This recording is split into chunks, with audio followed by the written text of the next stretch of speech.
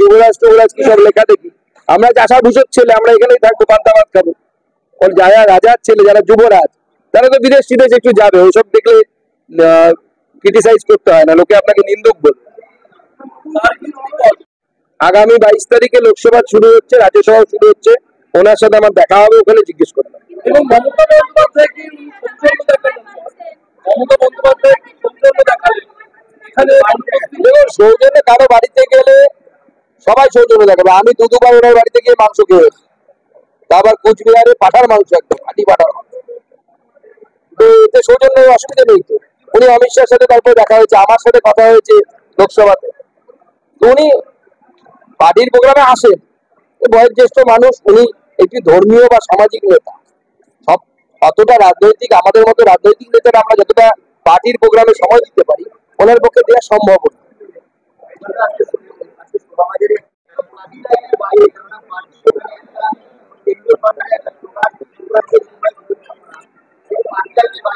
দেখুন, প্রথম কথা হচ্ছে, আপনাদেরকে আগে বললাম, যেখানে ডেলিগেটসরা আসেন, শুভেন্দু অধিকারী একজন ডেলিগেট, আমন্ত্রিত ডেলিগেট, স্বাভাবিকভাবে সেই ডেলিগেটসদের মধ্যে থেকে অনেক অনেক রকম প্রস্তাব রাখেন। সব প্রস্তাব তো গৃহীত হয় না, পার্টির লাইনে কথা বলে।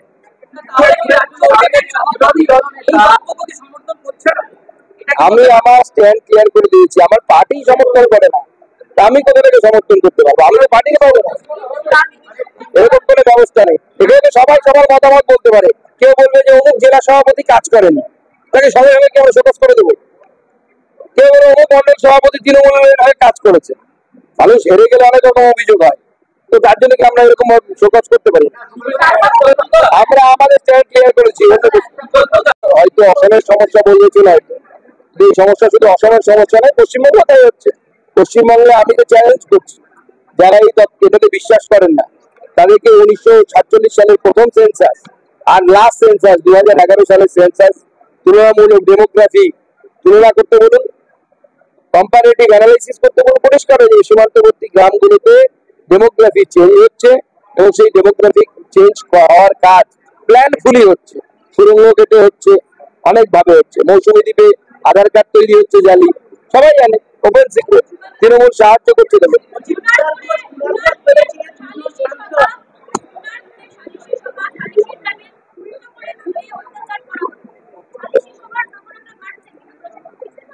আপনারা সালিসি সভার কথা বাদ দিন, এটাকে বলুন, আস্তে আস্তে বলতে শুরু করুন শরিয়া আদালত, তাহলে ঠিক বলা হয়।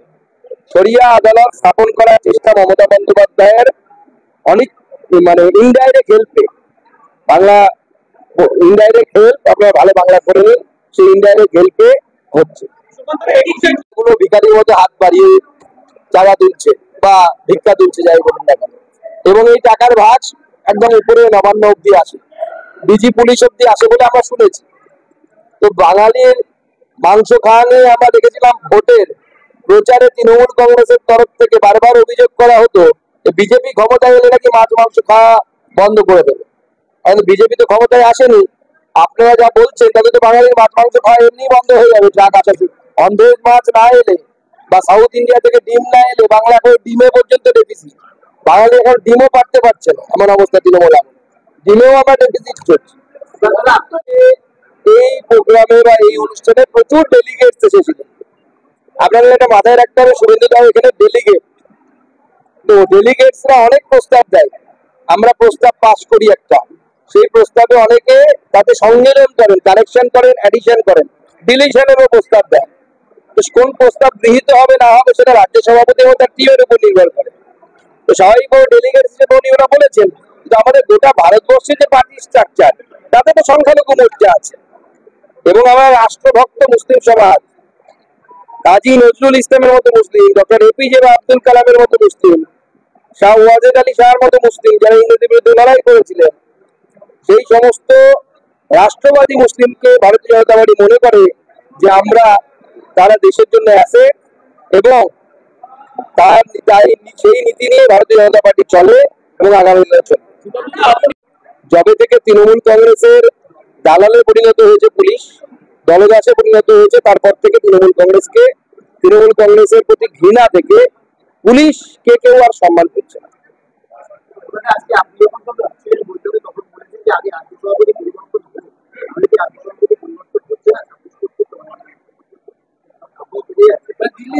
এরকম কোনো বিষয় নেই। ভারতীয় জনতা পার্টির নির্দিষ্ট পদ্ধতি আছে নতুন রাজ্য সভাপতি নির্বাচন করার জন্য। পার্টি করবে সেটা। আমি এখন মন্ত্রীর দায়িত্বে আছি, দুটো সামলানো একসাথে হয়তো সম্ভব হবে না। পার্টি নতুন চিন্তা ভাবনা করবে। আমি সারা জীবন রাজ্য সভাপতি হবো বলে জন্মেছি নাকি? রাজ্য সভাপতি হলাম, থাকলাম, অন্য তো হবে, অসুবিধা কি আছে? কাজ তো করবো। কিন্তু বর্ষাকালে ছেড়ে যাওয়ার প্রস্তুতির জন্য আপনি দিল্লি থেকে রিপোর্টের কথা কিছু বলেছেন? এখনো পর্যন্ত এই ধরনের কোনো কথা হয়নি। পার্টির নির্দিষ্ট নিয়ম আছে। পার্টির কর্মী বা সৈনিক আমি।